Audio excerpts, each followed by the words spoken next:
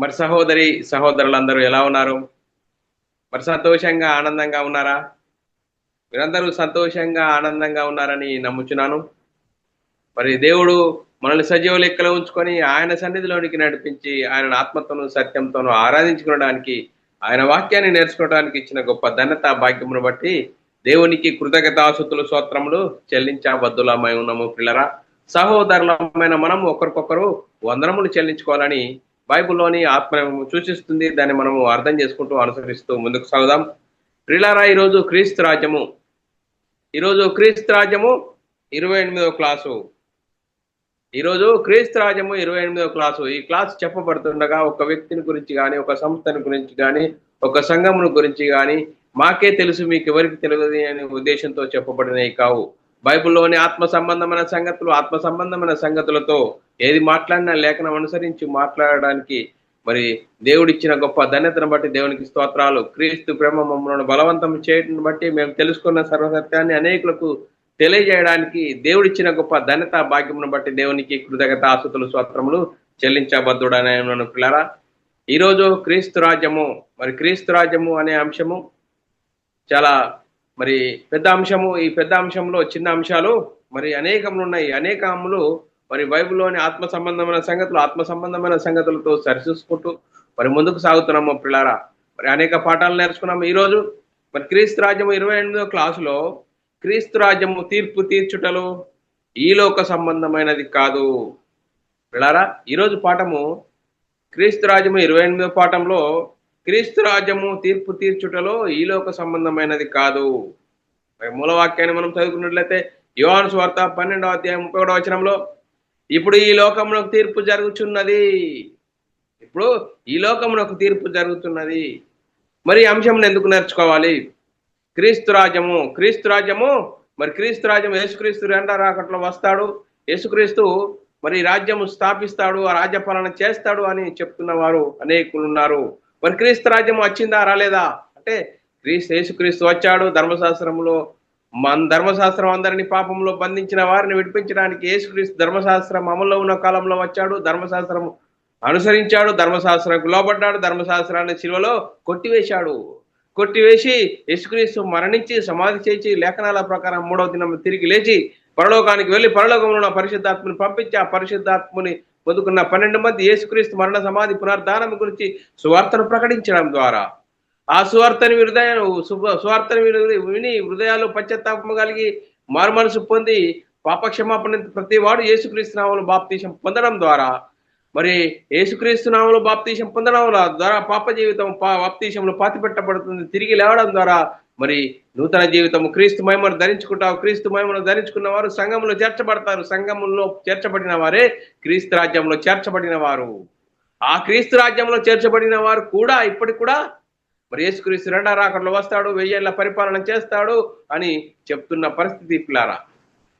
మరి రాజ్యం వస్తేనే కదా మనం ఆ క్రీస్తు రాజ్యంలో ఉన్నాము. కానీ మరి సాతాను మనల్ని ఏ విధంగా భ్రమపరుస్తున్నాడు? యేసుక్రీస్తు రెండో రాకడలో వస్తాడు, మరి రాజ్యపాలన చేస్తాడు అని చెప్తున్న వారు ఉన్నారు పిల్లారా. మరి లేఖనాలను ఏ విధంగా అర్థం చేసుకుంటున్నాం? అందుకోసమే మనము ఈరోజు మరి క్రీస్తు రాజ్యము తీర్పు తీర్చుటలో ఈ లోక సంబంధమైనది కాదు. ఇప్పుడు లోకమునకు తీర్పు జరుగుతున్నది. ఏంటి ఈరోజు జరిగే తీర్పు ఏంటి అనేది మనం ఆలోచన చేసినట్లయితే పిల్లారా, ఈ అంశం ఎందుకు నేర్చుకోవాలి అని నేర్చుకుంటున్నాం పిల్లారా. ఈ లోక సంబంధమైన తీర్పును గురించి చూస్తే పిల్లారా, లోక సంబంధమైన తీర్పు, లోకంలో ఒక చట్టం ఉన్నది. ఆ చట్టాన్ని లోపడాలి. ఈ చట్టానికి వ్యతిరేకంగా ఎవరు కార్యక్రమాలు చేసినా కానీ మరి తప్పు చేస్తే ఆ తప్పు చేసినప్పుడు తప్పు చేసి దొరికి మరి ఏం చేస్తుంది? ఆ తప్పు చేసినప్పుడు చట్టం పట్టుకుంటుంది. ఆ చట్టం ఏం చేస్తుంది? విచారణ చేస్తుంది. ఆ విచారణలో మరి న్యాయ వ్యవస్థలో మరి లాయర్లు ఏం చేస్తారు? వాదోపవాదాలు జరుగుతాయి. వాదోపవాదాలు అవి కొన్ని రోజులు జరగచ్చు, కొన్ని సంవత్సరాలు జరగచ్చు. కానీ తర్వాత మరి నేరం నిరూపణ జరిగితే ఏమవుతుంది? నేరం నిరూపణ జరిగితే తీర్పు జరుగుతుంది. తీర్పు ఒకే నిమిషంలో జరుగుతుంది. మరి ఈ లోకంలో ఉన్న చట్టము చూడండి మరి ఆ నేరము రుజువు కానప్పుడు చూడండి మరి ఆ మనిషిని నిర్దోషి అనేది విడుదల చేస్తుంది. మరి ఇంకా మరి క్రీస్తు రాజ్యంలో మరి మనం ఆలోచన చేసినట్లయితే క్రీస్తు రాజ్యంలో తీర్పు ఎలా జరుగుతుంది అంటే చూడు, ఒకడు న్యాయ విమర్శలోనికి రాకముందే బహుకాలం అతనిని విచారణ చేయటకు దేవునికి అగత్యం లేదు. దేవునికి అగత్యం లేదు. దేవుడు మన హృదయముల కంటే అధికుడు, సమస్తమును ఎరిగినవాడు. దేవుని కన్నులు సమస్తమును మరుగులేక తేటగా ఉన్నది. దేవుని కన్నులకు చూడండి పరా, దేవుని కన్నులకు సమస్తమును మరుగులేక తేటగా ఉన్నదట. పరిశీలన చేయకే పాపం ఎక్కడ జరుగునో ఆయనకే తెలియను కదా. చూడండి పరా, పరిశీలన చేసే అవసరం లేదు దేవునికి. దేవుడు లైవ్ లో చూస్తున్నాడు మనల్ని. మనం భూమి మీదకి వచ్చినామంటే మన లైవ్ స్టార్ట్ అవుతుంది. మనం ఏం చేస్తున్నాం చూడు, మన లైవ్ చాలా అయిపోయింది. ఇప్పుడు మనం ఈ ఫేస్బుక్ లైవ్లు ఇవన్నీ సోషల్ మీడియా ద్వారా, ఈ నెట్వర్క్ ద్వారా మనం ఇప్పుడు ఈ లైవ్లు చూస్తున్నాం. కానీ దేవుడు మనల్ని ఎప్పుడో లైవ్ స్టార్ట్ అయిపోయింది మన జీవితం. ఏం చేస్తున్నాం మరి చూడండి. మరి ఇప్పుడు లోకంలో తీర్పు జరుగుతున్నది. మరి ఇప్పుడు నీ అంత్య దినమా, మరి యేసుక్రీస్తు రెండో రాకడలో వచ్చే అంత్య దినమా? మరి ఈ రెండిట్లో ఏది ముంగైతుంది మనం చూడాల్సిందే. చూడాలి పరా. మరి ఈ లోకముల గురించి మనం ఏ విధంగా, మరి ఈ లోకమునకు ఇప్పుడు తీర్పు జరుగుతున్నది. తీర్పు ఏంటి? సువార్త ప్రకటించబడుతుంది. ఆ సువార్తకు లోబడతావా? సువార్తకు లోబడి దాన్ని అనుసరించి జీవిస్తే నిత్య జీవానికి పాత్రుడు అవుతావు. లేదు, నా ఇష్టం వచ్చినట్టు జీవితం జీవిస్తా అంటే నిత్య నరకం అనేది ఉన్నది. ఆ నరకాన్ని తప్పించడానికి యేసుక్రీస్తు ఈ లోకానికి వచ్చాడు. యేసుక్రీస్తు ఈ లోకానికి వచ్చి పరలోకం ఉన్న కన్న తండ్రి యొద్దకు తీసుకెళ్ళడానికి మనందరి కోసం శిలువలో మరణించాడు, సమాధి చేయబడ్డాడు, తిరిగి లేచాడు, పరలోకానికి వెళ్ళాడు. పరలోకంలో పరిశుద్ధాత్మను పంపితే పరిశుద్ధాత్మను పొందుకున్న 12 మంది యేసుక్రీస్తు మరణ సమాధి పునర్ధానం గురించి సువార్తను ప్రకటించడం ద్వారా ఆ సువార్తనే తీర్పు జరుగుతున్నది. ఇప్పుడు ఆ తీర్పు జరుగుతున్నది. మరి మనం ఆలోచన చేద్దాం పిల్లరా. మరి నీ అంత్య దినమా, ఈ లోకం అంత్య దినమా? ఈ రెండిట్లో ఏది ముందైతే దానికి మనం తప్పించుకోలేము. అందుకోసమే బైబిల్ గ్రంథంలో రాయబడ్డది, ధనవంతుడు లాజరు ఇద్దరు మరి జీవించిన జీవితం చూస్తే ధనవంతుడు నిత్యము ఉదారంగ వస్త్రములతో నిత్యము సుఖించేవాడు. లాజరు ధనవంతుని వాకిటి ఇంట్లో రొట్టె ముక్కలు తిని బ్రతికాడు. వీరిద్దరు చనిపోయారు. చనిపోయినప్పుడు మరి లాజరు అబ్రాహామున ఆనుకొని ఉన్నాడు, ధనవంతుడు పాతాళంలో యాతన పడుచున్నాడు. చూడండి, మనం ఆలోచన చేద్దాం పిల్లరా. మరి ఇప్పుడు ఈ లోకంలో తీర్పు జరుగుతున్నది. తీర్పు ఏంటయ్యా? ఆ తీర్పు ఏంటో ఇప్పుడు కొంతమందికి తెలియట్లేదు. తీర్పు జరుగుతున్నది. ఏంటి ఆ తీర్పు అనేది మనం ఆలోచన చేద్దాం పిల్లరా. లోకంలోకి ఇప్పుడు తీర్పు జరుగుతున్నది. చూడండి పిల్లరా, మరి ఈ లోకంలో జరిగే తీర్పు, మరి చూడండి పిల్లరా, ఈ లోకంలో జరిగే తీర్పు ఎవరైనా తప్పు చేసినప్పుడు, తప్పు చేసి పట్టుబడ్డప్పుడు ఆ పట్టుబడి చట్టం పట్టుకుంటుంది. ఆ చట్టం ఏం చేస్తుంది? మనిషిని తప్పు చేశాడా చేయలేదని విచారణ చేస్తుంది. ఆ విచారణ కొన్ని రోజులు జరగచ్చు, కొన్ని సంవత్సరాలు జరగచ్చు. మరి ఆ కొన్ని సంవత్సరాల తర్వాత నేరం నిరూపణ జరిగితే అప్పుడు మరి చూడండి తీర్పు అనేది జరుగుతుంది. మరి క్రీస్తు రాజ్యంలో తీర్పు ఏంటి? క్రీస్తు రాజ్యంలో తీర్పు మరి హృదయ ఆలోచనలకు తలంపులకు రాకముందే తీర్పు జరుగుతుంది. చూడు, హృదయంలో తలంచితే చాలు తీర్పు జరుగుతుంది. ఆయన దృష్టికి కనబడనేది సృష్టము ఏది లేదు. హృదయం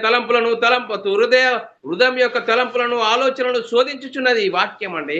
చూడండి, దేవుని కన్నులకు సమస్తమును మరుగులేక తేటగా ఉన్నది. అందుకోసమే లేఖనాల ప్రకారం చూద్దాం పిల్లారా. మరి ఏంటి ఆ తీర్పు? ఆ తీర్పుకు మనం లోపడుతున్నామా, వ్యతిరేకంగా జీవిస్తున్నామా అనేది మనం ఆలోచన చేద్దాం పిల్లారా. ఏప్రిల్ రాసిన పత్రిక లేఖనాల ప్రకారంగా చూసుకుందాం పిల్లారా. ఏప్రిల్ రాసిన పత్రిక 4వ అధ్యాయము వాక్యం ఎంత విలువైంది. 4వ అధ్యాయం 12వ వచనం, ఎందుకనగా దేవుని వాక్యము సజీవమై బలము గలదే, రెండంచుల ఎటువంటి ఖడ్గం కంటెను వాడిగాను ఉండి ప్రాణాత్మలను కీళ్లను మూలుగును విభజించినంత మట్టుకు హృదయం యొక్క తలంపులను ఆలోచనలను శోధిస్తున్నది వాక్యం. హృదయములను తలంపులను ఆలోచనలను శోధిస్తుందట వాక్యం. వాక్యము రెండంచుల ఎటువంటి ఖడ్గం కంటెను వాడిగాను ప్రాణాత్మలను కీళ్లను మూలుగును విభజించినంత మట్టుకు హృదయం యొక్క తలంపులను ఆలోచనను శోధిస్తున్నదట. అంతేకాదు చూడండి పరా, ఏప్రిల్ రాసిన పత్రిక 4వ అధ్యాయం 12వ వచనంలో రాయడం, మరియు ఆయన దృష్టికి కనబడని సృష్టము ఏదీ లేదు. ఆయన దృష్టికి కనబడేది ఏది లేదు, అంతా కనపడుతుంది, తేట తెల్లంగా కనబడుతుంది. మనం ఎవరికి లెక్క ఒప్పజెప్పవలసి ఉన్నదో ఆ దేవుని కన్నులకు సమస్తమును మరుగులేక తేటగా ఉన్నది. చూడండి మీరా, మనకు కనబడదు కానీ దేవునికి ప్రతి అందరి హృదయంలో ఎరిగిన వాడు దేవుడు, అందరి హృదయాల కంటే అధికుడు దేవుడు. అందుకోసమే పరిశీలన చేయకయే పాపం ఎక్కడ జరుగునో ఆయనకే తెలియను కదా. యోబు గ్రంథంలో రాయబడే 11వ అధ్యాయం 11వ వచనంలో, పనికి మాలిన వాడెవరో చూడండి, పనికి మాలిన వారెవరో ఆయనే ఎరుగును కదా. పరిశీలన చేయకే పాపము ఎక్కడ జరుగునో ఆయనే తెలుసుకొను కదా. చూడండి పిర్రా, ఇంకా చూడండి పిర్రా, దేవునికి విమర్శ చేసే అవసరం లేదు. ఇక్కడ మరి ఈ లోకము విమర్శలు చేస్తుంది, ఆ విమర్శ చేస్తుంది. ఆ విమర్శలో నేరం నిరువైతే తీర్పు జరుగుతుంది. కానీ దేవునికి చూడండి, దేవునికి ఏ విధంగా ఒకడు న్యాయ విమర్శలోనికి రాకముందు బహుకాలము అతనిని విచారణ చేయుటకు దేవునికి అగత్యం లేదు. దేవునికి అగత్యం లేదు. యోబు గ్రంథము 34వ వచనంలో, ఒకడు న్యాయ విమర్శలోనికి రాకముందు బహుకాలము అతనిని విచారణ చేయుటకి దేవునికి అగత్యం లేదు. 24వ వచనం 34వ అధ్యాయం 24వ వచనంలో కూడా విచారణ లేకుండానే చూడు, విచారణ లేకుండానే బలవంతులను ఆయన నిర్మూలము చేయుచున్నాడు, వారి స్థానంలో ఇతరులకు నియమించుచున్నాడు. దేవుడు మన హృదయముల కంటే అధికుడు. చూడండి, దేవుడు మన హృదయముల కంటే అధికుడై ఉన్నాడు, అధికుడై సమస్తమును ఎరిగి ఉన్నాడు. చూడండి పిల్లరా, మనం ఆలోచన చేద్దాం. మరి చూడండి పిల్లరా, మనము ఈ లోకంలో తీర్పు జరుగుతున్నది. ఇప్పుడు తీర్పు ఏంటి? సువార్త ప్రకటించబడుతుంది. ఆ సువార్తకు లోపడతావా, నిత్య జీవంలోనికి వెళ్తావు. సువార్తకు లోపకుంటే చూడు, నిత్య నరకం అనేది ఉన్నది. ఆ నరకాన్ని తప్పించడానికి యేసుక్రీస్తు ఈ లోకానికి వచ్చాడు. అందుకోసమే లోకానికి తీర్పు జరుగుతున్నది. తీర్పు ఏంటి? మరి తీర్పు అంటే మనము ఈ లోక సంబంధమైన తీర్పును గురించి మనం ఆలోచన చేస్తాం. ఈ లోక సంబంధమైన తీర్పు ఏం చేస్తుంది? శరీరాలను సంరక్షిస్తుంది. మరి దేవుని తీర్పు ఏంటి? ఆత్మరక్షణ, నిత్య జీవము. చూడండి, మరి ఈ లోకంలో మరి తీర్పే ఈ లోకంలో తీర్పు ఏంది? ఈ లోకంలో తీర్పు శరీరాలకు రక్షించే తీర్పు. కానీ దేవుడు తీర్పు ఏంటంటే ఆత్మలను రక్షించే తీర్పు. చూడండి, మనం ఆలోచన చేద్దాం. మరి దేవుడు మన హృదయంలో కంటే అధికుడై ఉన్నాట, సమస్తమును ఎరిగిన వాడు. 1 యోహాను రాసిన పత్రిక 3వ అధ్యాయం 19వ వచనము, ఇందువలన మనము సత్యవంతులమని ఎరుగుదము, దేవుడు మన హృదయంలో కంటే అధికుడై సమస్తమును ఎరిగి ఉన్నాడు కనుక మన హృదయములు ఏ విషయంలో మన యందు దోషారోపణ చేయునో ఆయా విషయంలో ఆయన ఎదుట మన హృదయములను సమ్మతిపరచుకుందాము. ఆయన ఎదుట మన హృదయములను సమ్మతిపరచుకుందాము. అంతేకాదు, ఆయన అంధకారమందలి రహస్యములను వెలుగులోనికి తెచ్చును. ఆయన ఏం చేస్తాడండి? అంధకారమందున రహస్యాలను వెలుగులోనికి తెచ్చునట. 1 కొరింథీయులకు రాసిన పత్రిక 4వ అధ్యాయం 5వ వచనంలో రాయబడ్డది. కాబట్టి సమయము రాకముందు అనగా ప్రభు వచ్చు వరకు దేని గురించి తీర్పు తీర్చకుడి. ఆయన అంధకారమందలి రహస్యములను వెలుగులోనికి తెచ్చును, హృదయంలోని ఆలోచనను బయలుపరచుచున్నాడు. ప్రతి వానికి తగిన మెప్పు దేవుని వలన కలుగును. చూడండి, దేవుని వలన కలుగును. అందుకోసమే మనం ఆలోచన చేద్దాం. ఈ లోకానికి తీర్పు జరుగుతున్నది. ఆ తీర్పు ఏంటి? చూడండి పిల్లరా, మరి తీర్పులోనే మార్పులను చూద్దాం పిల్లరా. అంత్య దినమందు వానికి తీర్పు కలుగును. అంత్య దినమందు తీర్పు కలుగును అని యేసుక్రీస్తు చెప్తున్నాడు పిల్లరా. యోహాను సువార్త 12వ అధ్యాయం 48వ వచనంలో, నన్ను నిరాకరించి, యేసుక్రీస్తు చెప్తున్నాడు, నన్ను నిరాకరించి నా మాటలను అంగీకరింపని వానికి తీర్పు తీర్చువాడు ఒకడు కలడు.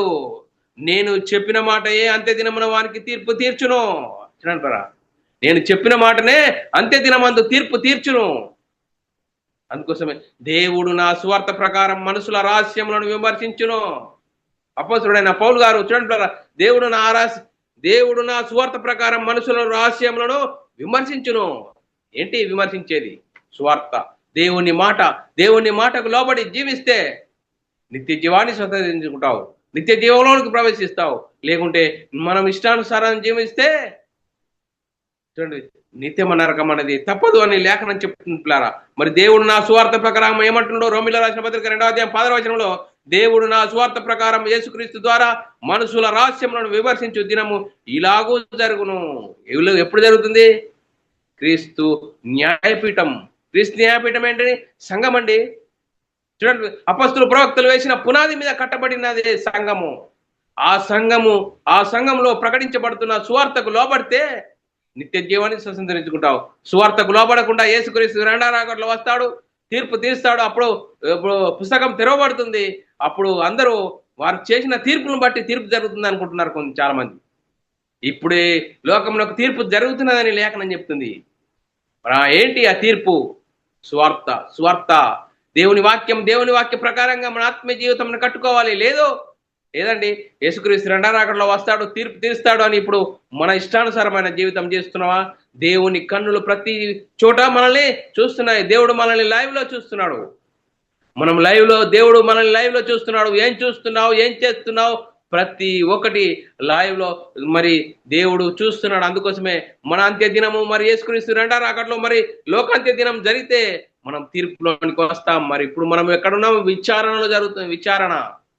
విచారణ జరుగుతుంది. ఆ విచారణలో మనం ఎలా ఉన్నాం? ఇప్పుడు మనకు విచారణ జరుగుతుంది. ఆ విచారణలో మనల్ని ఎలా ఉన్నాం? అందుకోసమే క్రీస్తు న్యాయపీఠం ఎదుట ప్రత్యక్షం కావాలని అంటుడు. 2 కొరింథీయుల రాసిన పత్రిక 5వ అధ్యాయం 10వ వచనంలో, ఎందుకనగా తాను జరిగించిన క్రియల చొప్పున, చూడండి, ఎందుకనగా తాను జరిగించిన క్రియల చొప్పున అవి మంచివైనను సరే చెడ్డవైనను సరే, మంచివైనను సరే చెడ్డవైనను సరే, దేహంతో జరిగించిన వాటి ఫలము ప్రతి వాడు పొందునట్లు. చూడండి, మనం చేసే క్రియలను బట్టి మంచివైనా సరే చెడ్డవైనా సరే వాటి ఫలము ప్రతి వాడు పొందునట్లు మనమందరము క్రీస్తు న్యాయపీఠ ఎదుట ప్రత్యక్షం కావాలను. చూడండి, క్రీస్తు న్యాయపీఠం మీద ప్రత్యక్షం కావాలను. యేసుక్రీస్తు వస్తాడు, రెండవ రాకడలో రాజ్యపాలన చేస్తాడు, అప్పుడు న్యాయం జరుగుతుంది అంటున్నారు పిల్లరా. కాదు, ఇప్పుడు సువార్తనే క్రీస్తు సంఘమే న్యాయపీఠం, క్రీస్తు న్యాయపీఠము. చూడండి, మరి క్రీస్తు న్యాయపీఠం. మరి చూడండి, మరి తీర్పులో జరిగే మార్పులను గురించి మనం ఆలోచన చేద్దాం. యేసుక్రీస్తు ధర్మశాస్త్రం అమలులో ఉన్న కాలంలో వచ్చాడు. ఎలాంటి మరి తీర్పులో మార్పులు జరుగుతున్న పరిస్థితులను కూడా చూద్దాం పిల్లరా. ధర్మశాస్త్రం ప్రకారముగా తప్పు చూసి సరిదిద్దుకోవాలి. చూడండి, ధర్మశాస్త్ర ప్రకారము తప్పు చేసిన వాడు పట్టబడ్డప్పుడు ఆ నిరూపణ జరుగుతుంది, అది అప్పుడు తీర్పు జరుగుతుంది. కానీ క్రీస్తు రాజ్యంలో, దేవుని రాజ్యంలో నువ్వు నీ హృదయంలో తలంచినప్పుడే అది తీర్పు జరుగుతుంది. చూడండి, మరి హృదయంలో తలంపులను పరిశోధించి వాడు దేవుడు. మన సమస్త హృదయంలో సమస్తం అది కూడా ఉన్నాడు దేవుడు. చూడండి, మరి యేసుక్రీస్తు జీవించిన కాలంలోనే మరి తీర్పులో మార్పులు జరుగుతున్నాయి. ఆ మార్పులు ఏంటో మనం చూద్దాం పిల్లరా. మత్తయి సువార్త 5వ అధ్యాయం 27-28 వచనాలు చాలా చక్కగా రాయబడ్డది. మరి యేసుక్రీస్తు ఎప్పుడు వచ్చాడండి? ధర్మశాస్త్రం అమల్లో ఉన్న కాలంలో. ఆ ధర్మశాస్త్రం అమల్లో ఉన్న కాలంలో యేసుక్రీస్తు చెప్తున్న బోధ ఎవరికి? కేవలం ఇజ్రాయేళ్లకు మాత్రమే. ఆ ఇజ్రాయేళ్లతోనే మాట్లాడుతున్నాడు. చూడండి, అప్పుడున్న పరిస్థితిని బట్టి ఆ తీర్పులోని మార్పులు ఏ విధంగా జరుగుతున్నాయి. వ్యభిచారం చేయవద్దని చెప్పబడిన మాట వీరు విన్నారు కదా. చూడండి, వ్యభిచారం పట్టుబడ్డప్పుడు చూడండి, మరి ఏం చేస్తుంది? అది అవునా కాదని తీర్పు అనేది జరుగుతుంది. చూడండి, విచారణ జరుగుతుంది. ఆ విచారణలో నేర నిరూపణ అయితే అది తీర్పు జరుగుతుంది. కానీ ఇప్పుడు నేను మీతో చెప్పున్నదేమనగా, ఒక స్త్రీని మోహపు చూపుతో చూచు ప్రతి వాడు అప్పుడే ఆయన తన హృదయంలో ఆమెతో వ్యభిచారం చేయుచున్నాడు. అక్కడ పాత నిబంధన కాలంలో చేస్తే తప్పు, ఇక్కడ చూస్తే తప్పు. చూడండి, దేవుని రాజ్యంలో చూస్తే తప్పు, నీ హృదయంలో తలంచితే తప్పు అంటున్నాడు. యేసుక్రీస్తు జీవించిన కాలంలోనే చట్టాల్లో మరి ఏ విధంగా తీర్పులో మార్పులు జరుగుతున్నాయో చూడండి పిల్లరా. ఇప్పుడు మనం ఏ కాలంలో ఉన్నాం? ధర్మశాస్త్రం యేసుక్రీస్తు శిలువలో కొట్టివేశాడు, మరణించాడు, సమాధి చేయబడ్డాడు, పరలోకానికి వెళ్ళాడు, పరలోకంలో పరిశుద్ధాత్మను పంపించాడు. పరిశుద్ధాత్మను పొందుకున్న 12 మంది యేసుక్రీస్తు మరణ సమాధి పునర్ధానం గురించి సువార్తను ప్రకటించారు. ఆ సువార్తను హృదయంలో పశ్చాత్తాపం కలిగి మారు మనసు పొంది పాపక్షమాపణ ప్రతి వాడు యేసుక్రీస్తు నామములో బాప్తీసం పొందిన వారు క్రీస్తు రాజ్యంలో చేర్చబడిన వారు. క్రీస్తు రాజ్యంలో చేర్చబడిన మనము పరిశుద్ధాత్మని బోధన అనుసరించాలి. పరిశుద్ధాత్మని బోధలో ఏ విధంగా ఉందో మనం ఆలోచన చేద్దాం. నిన్ను వలని సహోదరుని ప్రేమించు. ధర్మశాస్త్రంలో ఆజ్ఞలన్నింటిలో ధర్మశాస్త్రము నెరవేర్చిన వాడవైతావు నిన్ను వలని సహోదరుని ప్రేమిస్తే. చూడండి, నెరవేర్చిన వాడైతే లేఖనము చెప్తున్నది. చూడండి, మరి ఇక్కడ మరి కొత్త నిబంధన పరిశుద్ధాత్మను బోధనకు వచ్చినప్పుడు నిన్ను వలని సహోదరుని ప్రేమించాలి. అంటే మనమై ఉన్న ఆత్మను ఏ విధంగా రక్షించుకున్నామో ఆత్మలను రక్షించే శక్తి గల వాక్యాన్ని ప్రకటించాలి. చూడండి, నిన్ను వాళ్ళని సహోదరుని ప్రేమించాలి. ఏ విధంగా ప్రేమిస్తాలి? మరి శరీర సంబంధమైన వాటిని ఇచ్చే కారా ప్రేమ? అది కాదు. ఆత్మరక్షణ, నిత్య జీవం, పరలోక ప్రాప్తి, దీని గురించి సువార్తను ప్రకటించాలి. ఆ సువార్తలో ఉంది దేవుని శక్తి. ఆ దేవుని శక్తి ఏం చెప్తుంది? నేను మనమైన ఆత్మరక్షణ, నిత్య జీవము, పరలోక ప్రాప్తి, దేవుని ఇంటి వారమయ్యే గొప్ప ధన్యత సువార్తలో ఉంది. చూడండి, మరి మరి మనము సహోదరులను ప్రేమించాలంటే ఏం చేయాలి? 1 యోహాను రాసిన పత్రిక 3వ అధ్యాయం 14-15 వచనంలో మనము సహోదరులను ప్రేమించుచున్నాము కనుక మరణములో నుండి జీవములోనికి దాటి ఉన్నాము. చూడండి, మనము సహోదరులను ప్రేమించుచున్నాము కనుక మరణంలో నుండి జీవంలోనికి దాటి ఉన్నామని ఎరుగుదము. ప్రేమ లేనివాడు మరణమందు నిలిచి ఉన్నాడు. చూడండి, ప్రేమ అంటే ఏంటని? సువార్తను అనుసరించి జీవించాలి, సువార్తను ప్రకటించాలి. సువార్తలో ఉంది దేవుని శక్తి. దేవుని శక్తి ఏం చెప్తుంది? నేను మనమై ఉన్న ఆత్మరక్షణ, నిత్య జీవము, పరలోక ప్రాప్తి, దేవుని ఇంటి వారం, పరలోకానికి వారసులమయ్యే గొప్ప ధన్యత. యోహాను రాసిన 15వ వచనంలో కూడా రాయబడే, తన సహోదరుని ద్వేషించువాడు నరహంతకుడు, ఏ నరహంతకుడికి నిత్య జీవం ఉండదని మీరు ఎరుగుదురు. చూడండి మరి మన సహోదరులను ప్రేమించాలంటే ఏం చేయాలి? దేవుని ప్రేమ ఏ విధంగా ప్రత్యక్షమైంది అన్నది మనం ఆలోచన చేసినట్లయితే 1 యోహాను రాసిన పత్రిక 3వ అధ్యాయం 16వ వచనంలో మనము ఆయన మన నిమిత్తము తన ప్రాణము పెట్టెను కనుక దీని వలన ప్రేమ ఎట్టిదో అని తెలుసుకొనుచున్నాము.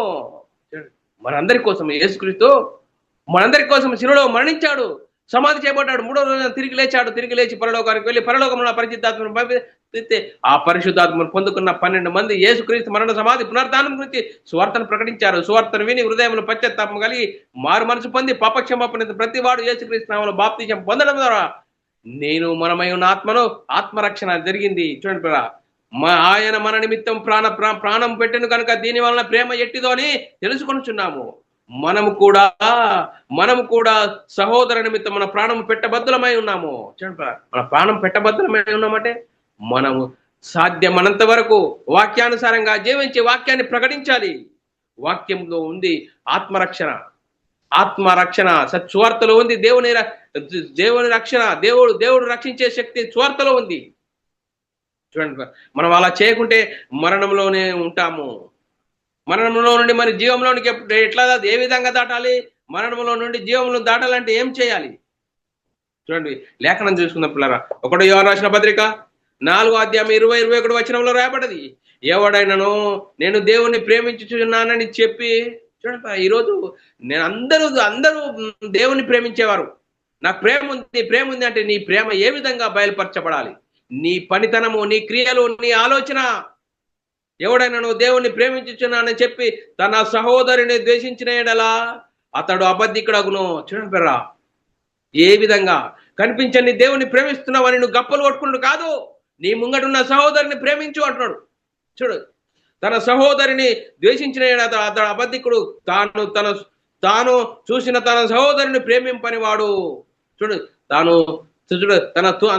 తాను చూసిన తన సహోదరుని ప్రేమింపని వాడు తాను చూడని దేవుని ప్రేమింపలేడు. చూడండి, ముంగటున్న సహోదరుని నువ్వు ప్రేమించలేవు, కనిపించని దేవుని ప్రేమిస్తున్నావని నువ్వు ఏ విధంగా చెప్తావు?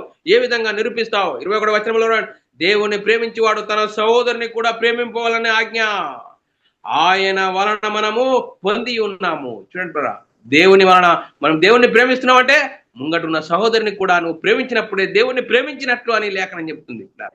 అందుకోసమే కనపడని నేను దేవుణ్ణి ప్రేమిస్తున్నానని చెప్తున్నావే, కానీ నువ్వు దేవుణ్ణి ప్రేమిస్తున్నావు అని రుజువు ఏంటి అంటే నీ ముంగటున్న సహోదరుని నువ్వు ప్రేమించినప్పుడు నీవు దేవుణ్ణి ప్రేమిస్తున్నావనే రుజువు అని లేఖనం చెప్తుంది. చూడండి, మరి మనం ప్రేమించినప్పుడు ఏ విధంగా ఉంటాము? తన సహోదరుని ద్వేషించేవాడు చీకటిలోనే ఉన్నాడు. మనం సహోదరులను ఇంకా ప్రేమించకుంటే ఎక్కడున్నామట? చీకటిలో ఉన్నాము.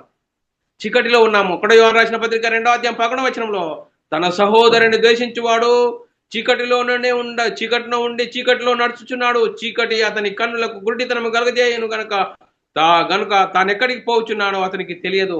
చూడండి, చీకటి అంటే పాపానికి సాదృశ్యం. నరకంలోనే ఉన్నాడు. మరణిస్తే పాతాళానికి జోగాడే భయంకర పరిస్థితిలోనే ఉన్నాడు అని లేఖనం చెప్తుంది పిల్లారా. మరి సహోదరుని ప్రేమించడంలో ఏమున్నదండి? సహోదరుని ప్రేమించడంలో మరణంలో నుండి జీవంలోనికి దాటుతామని లేఖనం చెప్తుంది పిల్లారా. సహోదరులను ప్రేమించాలంటే మనం వాక్యం తెలుసుకోవాలి. వాక్య ప్రకారంగా మన ఆత్మీయ జీవితం కట్టుకోవాలి. అపొస్తలుల ప్రవక్తలు వేసిన పునాది మీద మనం కట్టబడాలి. మన జీవితం, క్రైస్తవ జీవితం ఏంటి? యేసుక్రీస్తు ఈ లోకంలో దేవుని ప్రేమించాడు, దేవుని ప్రేమను ఏ విధంగా కనపరిచాడు, దేవుని గుణ లక్షణాలు, దేవుని స్వభావాన్ని ఏ విధంగా ప్రకటించాడు. చూడండి మరి చూడండి, పాప శరీరాకారంతో ఈ లోకానికి వచ్చి పాపం చేయలేడు. చూడండి ఏ విధంగా యేసుక్రీస్తు ఈ లోకానికి తండ్రి ప్రేమను ఏ విధంగా చేశాడు. తండ్రి, నువ్వైతే ఏదైతే పనిచ్చినావో ఆ పని నేను భూమి మీద సంపూర్ణంగా నెరవేర్చి నిన్ను మయపరిచితిని తండ్రి. అందుకోసమే క్రీస్తును విశ్వసించిన నీవు సహోదరి సహోదరుడా మరి సహోదరులను ప్రేమించాలంటే ఏ విధంగా వాక్యం ప్రకారంగా అపొస్తలుల ప్రవక్తలు వేసిన పునాది మీద మనం కట్టబడాలి. సంఘంలో చేర్చబడిన నీవు నేను క్రీస్తు ప్రేమను కలిగిన వారమై, క్రీస్తు ప్రేమను చవి చూచిన వారమై, క్రీస్తు మహిమను ధరించుకున్న నీవు క్రీస్తు మహిమను గురించి ప్రకటించాలి. చూడండి, సువార్తను ప్రకటించాలి. సువార్తలో ఉంది దేవుని శక్తి. ఆ దేవుని శక్తి ఏం చేస్తుంది? నేను మనమైన ఆత్మను రక్షిస్తుంది. అందుకోసమే సువార్తనే ఇప్పుడు లోకంలో తీర్పు జరుగుతున్నది. చూడండి, తీర్పు జరుగుతున్నది. కానీ మనం ఏం చేస్తున్నాం? మన సహోదరుడు యేసుక్రీస్తు రెండో రాకడలో వస్తాడు. సాతాను మనల్ని భ్రమపరిచి ఈ విధంగా చెప్తున్నాడు, యేసుక్రీస్తు రెండో రాకడలో వస్తాడు, తీర్పు జరుగుతుంది. అప్పుడు మనం అదరదాకా మన ఇష్టం వచ్చినట్లు జీవిస్తామని సాతాను మన మనసులను భ్రమపరిచి నడిపిస్తున్న పరిస్థితి చూస్తున్నాం పిల్లారా. ఈరోజు సంఘంలోనే వందనాలు బ్రదర్ అంటాడు, వెనుకోతే వాడు దొంగ బ్రదర్ అంటాడు. చూడండి ఏ విధంగా భయంకరమైన పరిస్థితిలో ఉన్నాడు. అందుకోసమే ఏ విధమైన పరిస్థితి, ఏ విధంగా ఉన్నా, మనం ఏం చేస్తున్నాం, మన ఆలోచన, మన వీధి, మన చూపులు, ఆలోచనలు ఏ విధంగా లైవ్ స్టార్ట్ అయిపోయింది. అందుకోసమే మన అంత్య దినమా, లోకమంత్య దినమా, ఆ అంత్య దినం లోపలే మనం విచారణలో ఉన్నాము. ఆ భయం కలిగి మనం వాక్యం విని అనుసరించి జీవించి వాక్యానుసారంగా జీవించాలి. వాక్యానుసారంగా జీవించినప్పుడు నువ్వు మరణంలో నుండి జీవంలోనికి దాటుతావు. సహోదరుని ప్రేమిస్తే మరణంలో నుండి జీవంలోనికి దాటుతామని లేఖనం చెప్తుంది. 1 యోహాను రాసిన పత్రిక 3వ అధ్యాయం 13-14లో సహోదరులారా, లోకం మిమ్మల్ని దేశించిన ఎడలా ఆశ్చర్యపడకుడి. లోకము మిమ్మల్ని ద్వేషించిన ఎడలా ఆశ్చర్యపడకుడి. మనము సహోదరులను ప్రేమించుచున్నాము గనక మరణంలోనికి జీవంలోనికి దాటి ఉన్నామని ఎరుగుతాము. ప్రేమ లేనివాడు మరణమందు నిలిచి ఉన్నాడు. చూడండి, యేసుక్రీస్తు జీవించిన కాలంలో కూడా మాట చెప్పాడు. యోహాను సువార్త 5వ అధ్యాయం 24వ వచనంలో, నా మాట విని నన్ను పంపిన వాని యందు విశ్వాసం ఉంచువాడు నిత్య జీవము గలవాడు. వాడు తీర్పులోనికి రాక మరణములో నుండి జీవంలోనికి దాటి ఉన్నాడని మీతో నిశ్చయంగా చెప్తున్నాను. నా మాట ఏంటి? యేసుక్రీస్తు మాట. సువార్త వినాలి. సువార్త వాక్యంకు లోబడాలి. వాక్యానుసారంగా జీవించినప్పుడు, దానికి లోబడినప్పుడు నువ్వు నిత్య జీవంలోనికి ప్రవేశిస్తావు. లేకుంటే మరి మరణమందు నిలిచి ఉన్నావు అంటున్నాడు పిల్లారా. మరి సహోదరుని ప్రేమిస్తే జీవంలోనికి దాటి ఉన్నామని సహోదరుని మనం మరి లేఖనం చెప్తుంది పిల్లారా. మరి మనం ఆలోచన చేద్దాం పిల్లారా. మరి సహోదరుని ప్రేమిస్తే జీవంలోనికి దాటి ఉన్నాము. సహోదరుని ప్రేమించని వాడు మరణమందు నిలిచి ఉన్నాడట. ఎంత భయంకరమైన పరిస్థితి మన ముంగట్నే ఉన్నది. సాతాను ఏ విధంగా ఇప్పుడు లోకానికి తీర్పు జరుగుతున్నది లేఖనం చెప్తున్నది. కానీ యేసుక్రీస్తు రెండో రాకడలో వస్తాడు, అప్పుడు తీర్పు జరుగుతుందని చెప్తున్న వారు ఉన్నారు పిల్లారా. ఇది ఈ వాక్యమును బట్టి మనం ఏ వాక్యం నమ్మాలి?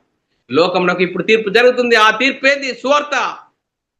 అంత్య దినమందు నా మాటనే తీర్పు, నా సువార్త ద్వారా మనుషుల రహస్యంలో బయలుపరచబడునని లేఖనం చెప్తుంది పిల్లారా.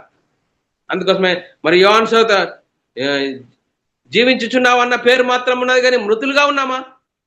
చూడండి, జీవించుచున్నావు అన్న పేరు మాత్రంగా ఉన్నది, మృతులుగా ఉన్నామా అంటే మరి వింటున్నాం కానీ దాన్ని అనుసరించలేకపోతున్నాము. అందుకోసమే జీవించుచున్నావు అన్న పేరు మాత్రం ఉన్నది, కానీ మృతులుగానే జీవించే పరిస్థితి ఉన్నదా?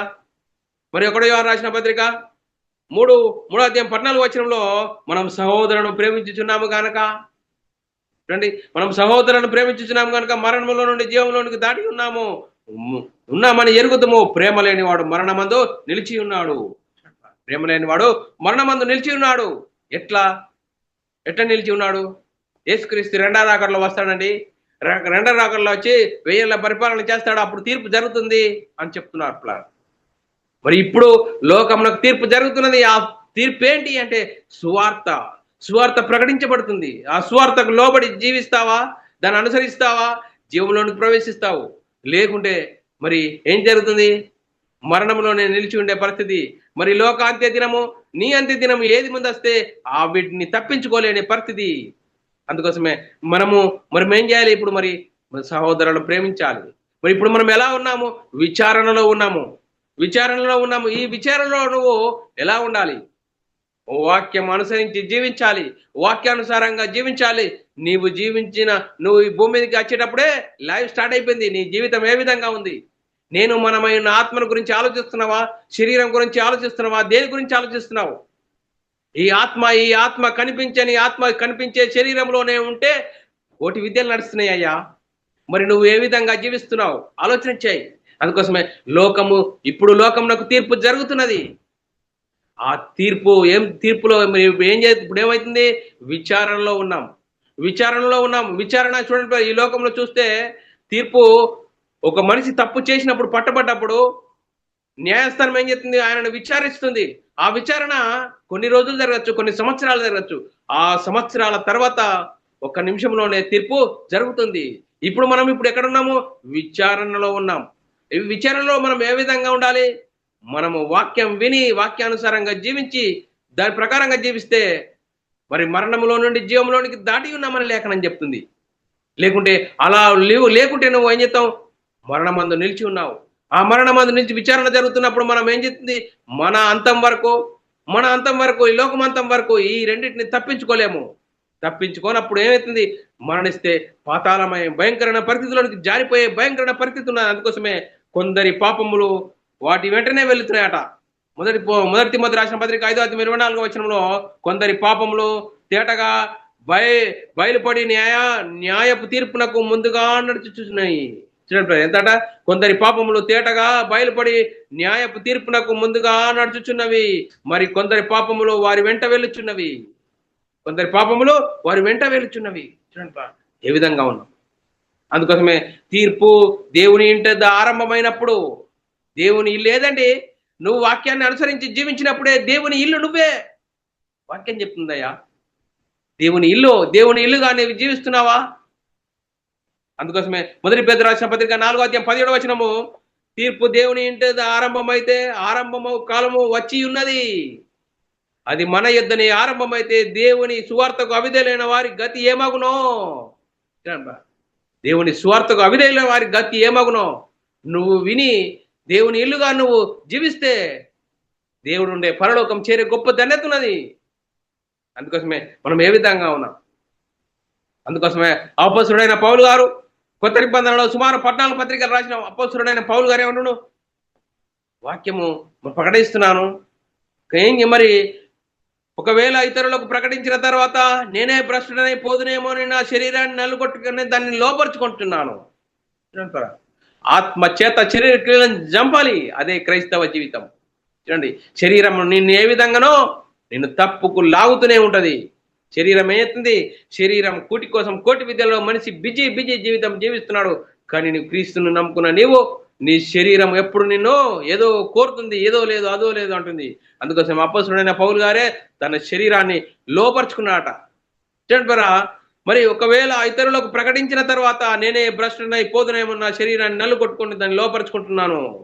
అందుకోసమే దేవుని దివ్య వాక్యము రాబో యుగ సంబంధమైన శక్తుల ప్రభావం అనుభవించిన తర్వాత తప్పిపోయిన వారు తమ విషయంలో దేవుని కుమారుని మరలా సిలువేయుట బహాటంగా ఆయనను అవమానపరుచున్నారు కనుక మారు మనసు పొందినట్టు అట్టి వారికి నూతన పరచుడు అసాధ్యము.